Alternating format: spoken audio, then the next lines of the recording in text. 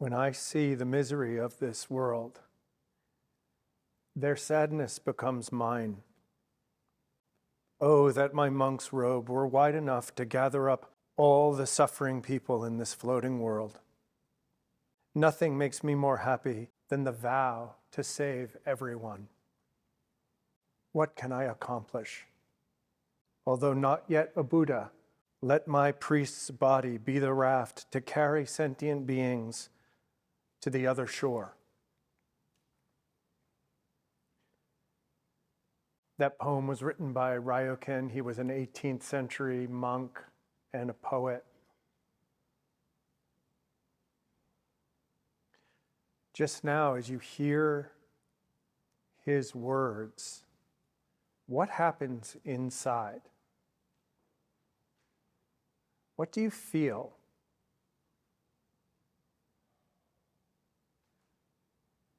As you look to that aspect of your experience,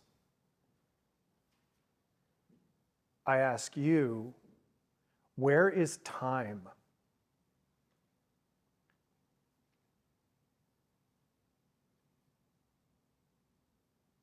Ryokan wrote this poem some 400 years ago. He is gone. His bones aren't even dust anymore. And yet Ryokan, something of Ryokan, is here now.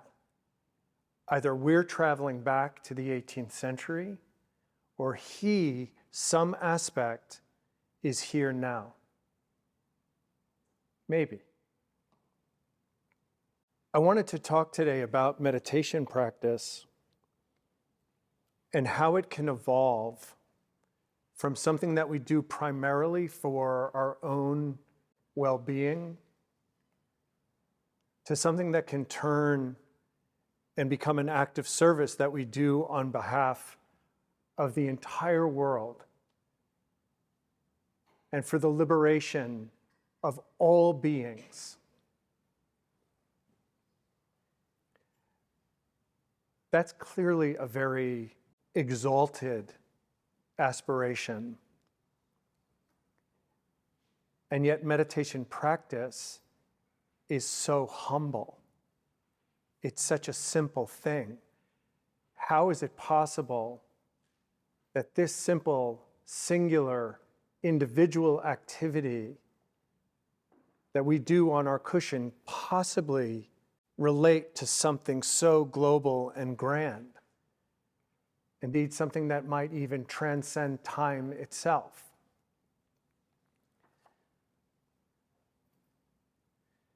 I wonder, is such an aspiration just some kind of self-aggrandizing idea that we use in order to feel good about what is ostensibly a selfish and self-centered, self-focused practice?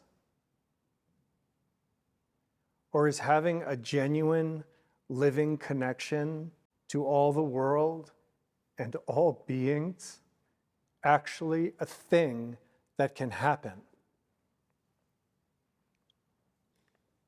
That's going to be a lot to pull off in half an hour.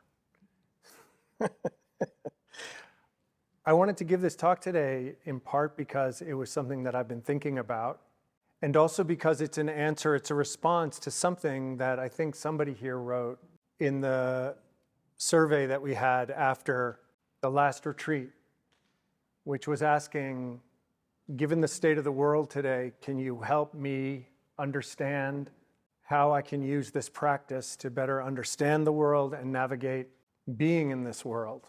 So I don't know who that was who wrote that, but this talk is for you. I hope you're here. So I don't need to do a lot here to tell you all about the state of the world and how we are an increasingly polarized, politicized environment, not just here in the United States, but around the world. Authoritarianism is on the rise, both politically and culturally. Instead of people pulling together and making room for each other and celebrating our differences and putting our heads together to solve common problems, we are, by and large, doing the opposite. We are contracting away from one another into ever smaller, more particular, more rigid splinter groups. Every one of these groups, every identity has its own orthodoxy, right? The rules, who they are. And we're becoming increasingly unyielding in our demand that everybody else obey our orthodoxy, even when doing so tramples on the rights and the freedoms of other people.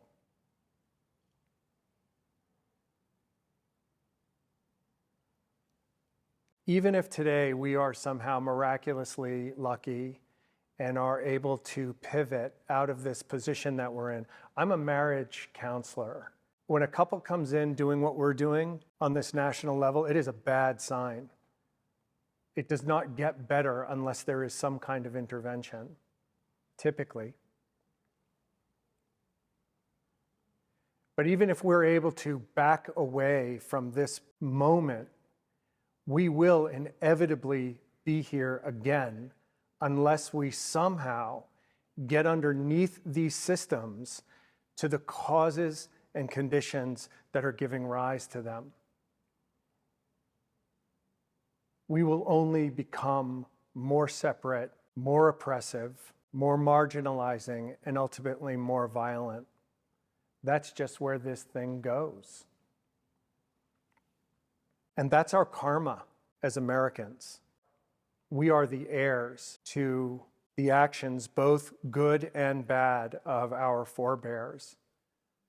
We can't escape that.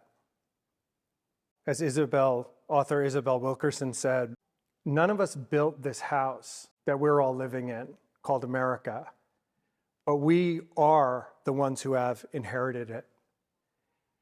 And if there's a faulty air conditioning system, that's on us to fix. She said no homeowner likes to deal with a flood in their basement, but we ignore it at our peril. Meditation by itself is not a solution to the world's problems. We are not going to fix or undo white supremacy, racism, by just sitting on our cushions. We are not going to stop the collapse of the climate by just sitting on our cushions. What meditation does offer, though, is a radical reorientation to reality itself that is potentially so deep and so powerful that we lose all capacity to experience ourselves in any way separate from every other living being. That brokenheartedness, that connection to all suffering, is in my life, in my experience, the only thing that I know that I have ever encountered that I can imagine stands any kind of chance of saving humankind from humankind. Again, this gets very exalted, right? These are very big ideas. And yet if you look at the teachings of the Buddha and Buddhist literature more generally, it's kind of rife with these exhortations. Consider the bodhisattva vows, right? So a bodhisattva is somebody who dedicates their life to awakening, not just for themselves, but for all beings. Beings are numberless. I vow to save them. Delusions are inexhaustible. I vow to end them. Reality is boundless. I vow to perceive it. The awakened way is unattainable. I vow to attain it. To the rational mind, that's a wrench. It's like, what? Wait, how is that even possible? How am I, Jack, this individual person, possibly going, if delusions are numberless, how can I possibly vow to end them. If beings are numberless, how can I possibly, how does that work? So this next bit is going to get a little intellectual, and if I lose you, it's on me, it's not on you. It's on my inability to explain this well. And if I lose you, it's totally okay to check out, and I'll try to bring this back around in a much more practical and immediate way this afternoon when we do the guided meditation. So here we go, strap in. So in Buddhism, right, we talk about the relative and the absolute. I just felt somebody go, oh God, he's going there. We talk, right, the relative mind, the absolute mind, the relative realm, the absolute realm. We might think of the relative as this earthly realm, right? This is what we have been born into. And there is nothing here that any of us or anybody can see, smell, taste, touch, think, imagine, or create that is not subject to change. It is the nature of nature in this realm to change. That change is the cycle of birth and death. Everything that comes into being, whether it's a thought or a thing, a being, it exists for a time and then it dies again. It goes away. It changes. By contrast, the absolute is described as that aspect of mind, that aspect of reality that is unborn, uncreated, not subject to change, deathless. Although the relative and the absolute appear as each other's opposite, they are actually interwoven. They are mutually co-arising. You can't have one without the other. It is said that the relative and the absolute go together like a box and its lid, or like two arrow points that touch high in the sky.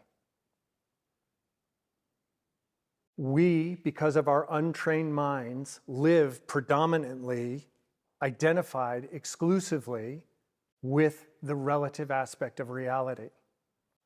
We are constantly taking in information through our five senses, the sixth sense, if you include the mind. And by taking in all of that information, we perceive reality. And along with that perception of reality, through all of those systems of perception, in combination with all of our life experiences, our DNA makeups, where we were born, how we were educated, etc., it gives rise to a sense of self. In my case, this guy, Jack. We are so oriented, certainly in this culture, to the relative mind that we have very little relational understanding or experience with the absolute. In thinking about this, I was thinking about how we have all had experiences of the absolute breaking through the rational mind. Anytime you have been out in nature and suddenly, you're over there with your friend and you're talking about your life, and then suddenly the sun sets and it so blows your mind that you gasp. Who are you in that moment? Who is there? Because you are gone. The you that you know yourself is gone, but something else is there. But in our culture, we are so dismissive of that we go, oh my God, I had this spiritual experience. I had this incredible epiphany. And then what happens? Like all experience, like all things in the relative mind, it changes and it goes away and we lose it. And we go back to the hamster wheel of our own thinking and our own planning. If you think about the Buddha's enlightenment, what did he actually do? I would say that through training his mind, the Buddha was able to actualize and bring to fruition the absolute aspect of his mind so completely and with such power that it caused the relative aspect of his mind to collapse. The Buddha did not become a god when he became enlightened. He was still completely human. And like all humans, right, he was enlightened at 35 and he died at 80, and he spent those 45 years teaching. And in that time, what happened to him? Born to this realm, he grew, he aged, he got sick, and he died. But the Buddha's mind was completely untouched by that experience. The Buddha, his mind was completely liberated from that cycle. See, notice how I'm talking about the mind and not the Buddha's mind. Or did I say that? I may have said that. I take it back. Because the thing about mind, and check this out with yourself, is it's not personal. We feel like it is, and we constantly try to co-opt it. But like when you heard that poem by Ryokan, and it touched something in you, hopefully, did you do that? Like, did you make that happen? Or did something happen inside you that your head then said, oh, this is how I feel about that, or, oh, I like that? I would argue it's that. The mind is not ours. It is not my mind, it is the mind. This misunderstanding of mind and identity, this is at the root of human suffering. And by human suffering, I mean our perpetual existential unhappiness that is ubiquitous across humankind, both individually and collectively. Because in our delusion, in our deluded mind, we try to wrest from the relative realm a solution to our existential unhappiness, to our existential terror of being alive. We have all of these systems, Buddhism, Christianity, Islam. Nobody can tell you what it is to be human. We have no idea who or what we are, other than that we're these creatures. It's really difficult to sit with that, to even for the psyche to allow the scope of what that actually means. So part of the reason, part of the function, we think, of the relative identity, this person I call Jack, is that it defends me against the chaos and the free fall of groundlessness. The truth is, no, there's nobody here. There's no there, ultimately. I find it really interesting that when the Buddha attained enlightenment, he had gone off from his friends, right, who were in the deer park, and he sat under the Bodhi tree, and he had this whole experience. And then he came back, and like good friends do, they gave him a hard time. He was eating ice cream, basically. And then what I love is that they also then quickly saw that their friend was different, that something had radically shifted in him. And the Buddha, after his enlightenment, he didn't lord it over his friends. He so easily could have, right? He could have made this his power, made it about himself. But he didn't do that. He simply sat down with his friends, shoulder to shoulder, and he explained his experience. He described it. And then he taught them what he did. Because again, he couldn't do it for them, right? The Buddha attained something, and he was saying, you can do this. The mind that I have realized is in you just as much as it is in me. I cannot do this for you, but I will show you in as many ways possible, how I got here. And if you look at, the Buddha gave over 2,000 teachings in the time of his life. And I've seen like a fraction of them. But if you actually look at them, and I've heard scholars talk about this, they're all saying the same thing. Just saying it 10,000 different ways. Because he's trying to get it to us. The man, Siddhartha Gautama, is gone. But the mind that he attained is here right now.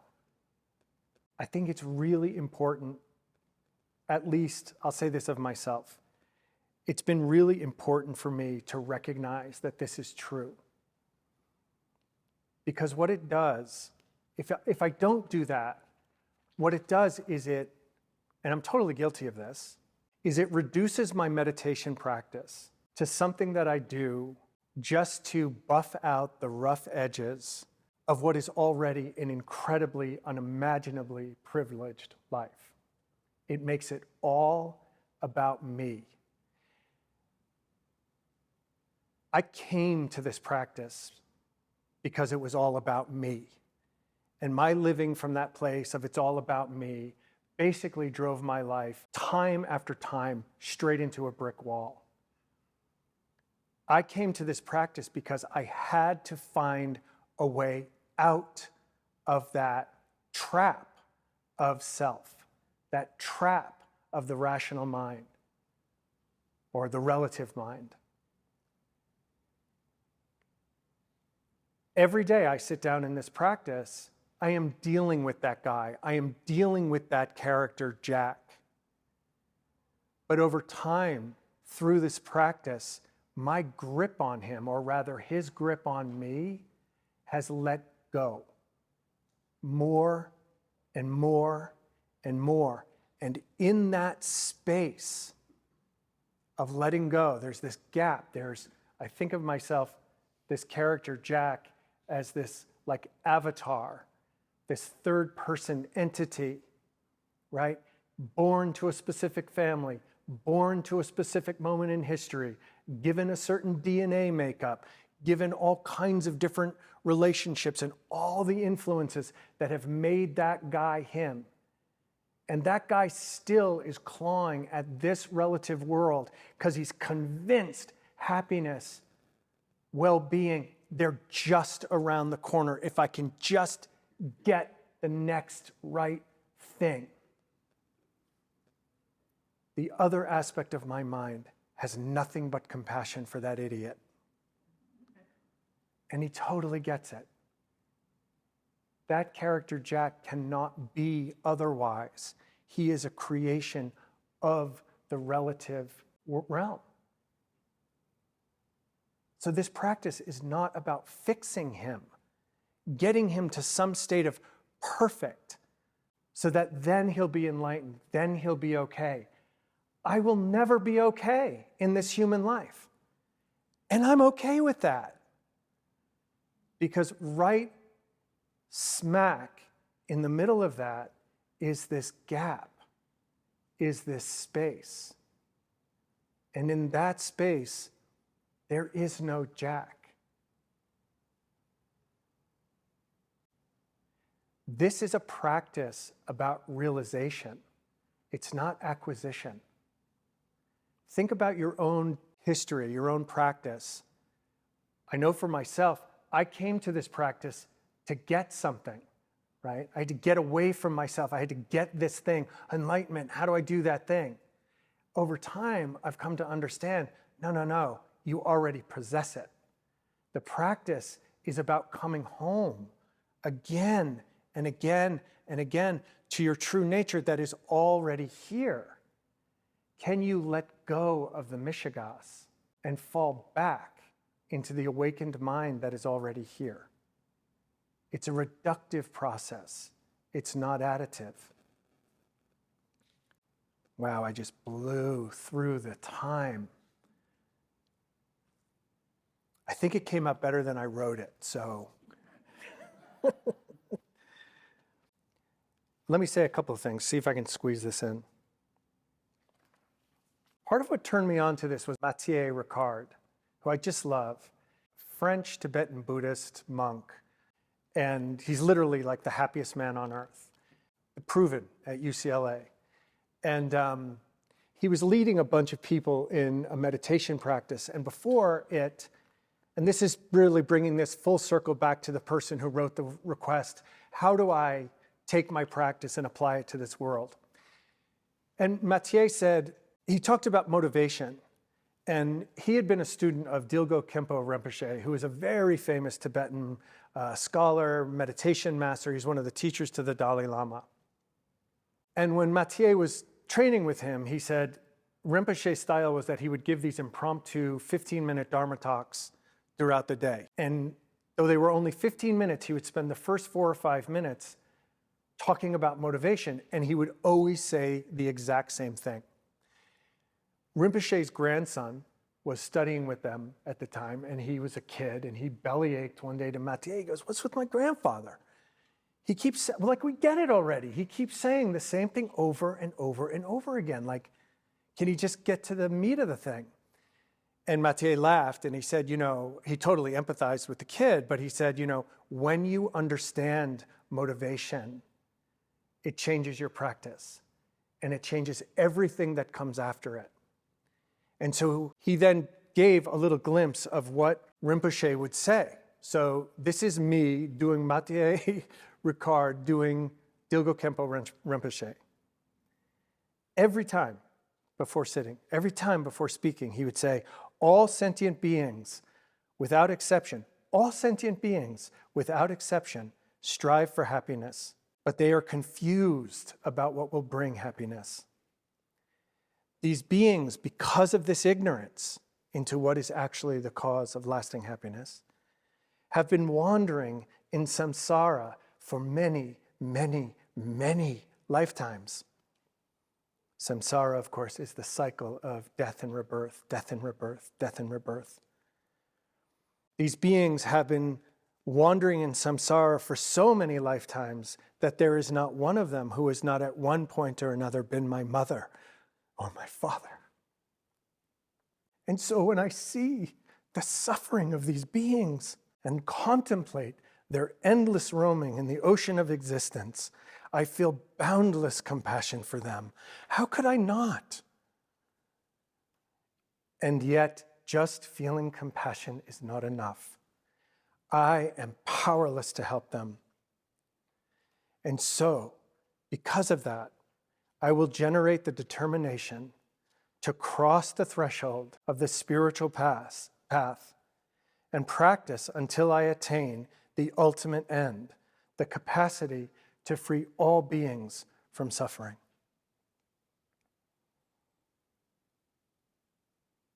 What happens when you hear that?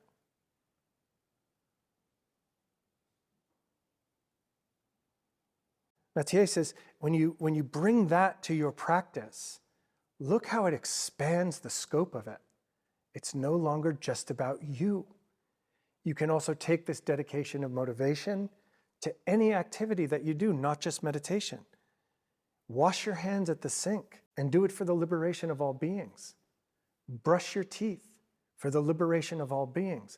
And suddenly your tiny little life starts to open in this very profound way.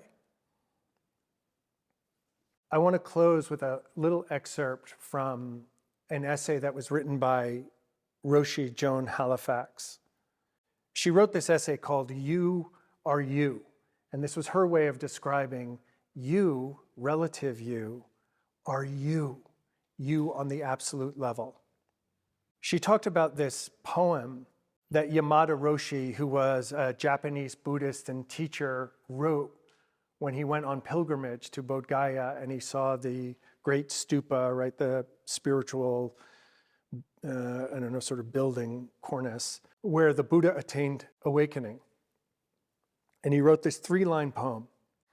While I gazed at the great stupa towering into the red dawn, softly I wept. Roshi Halifax writes, for many years I asked myself, why did Yamada Roshi weep? When I was there at Bodh Gaya, I understood.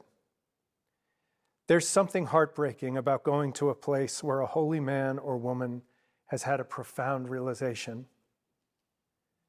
When you are there, you ask yourself, why is my life so petty? Why am I so wounded?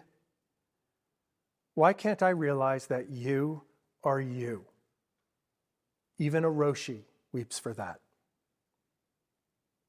Yamada Roshi wept because he saw so much suffering in the world and probably in his own life.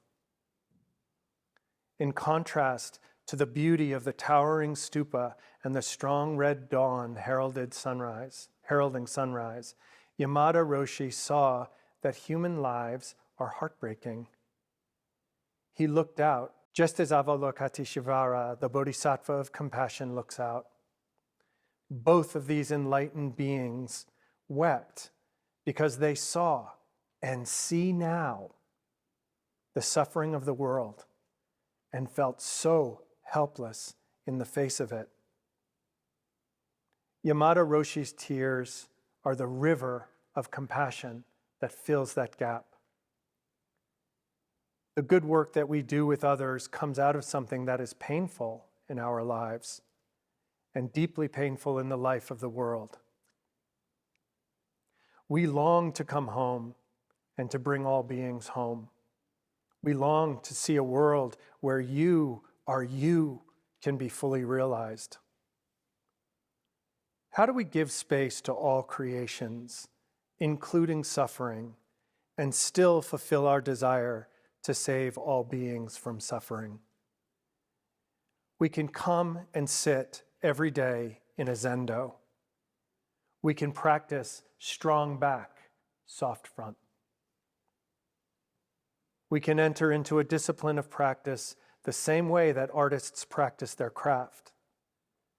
The craft of meditation practice takes commitment, faith, and a broken heart. Why else would we show up morning after morning, evening after evening, year in, year out? Why else but to realize that you are you? Creations are numberless. They will be arising within us forever. Continually liberate them by dissolving any sense of separation between you and you. Delusions are inexhaustible. Transform them with every breath that you bring into the body and every breath that you give away. Realize that you are you. Reality is boundless. Please perceive it, be it, share it. You are you. The awakened way is unsurpassable. Nothing is greater than awakening to the fact that you and I abide in ultimate closeness.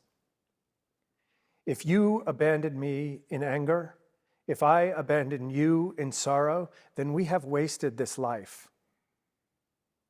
Please follow the precepts of living honestly, deeply, and kindly. This human life is precious. Time passes so swiftly. Death will come soon enough. I implore you not to squander your life and to realize that you are you.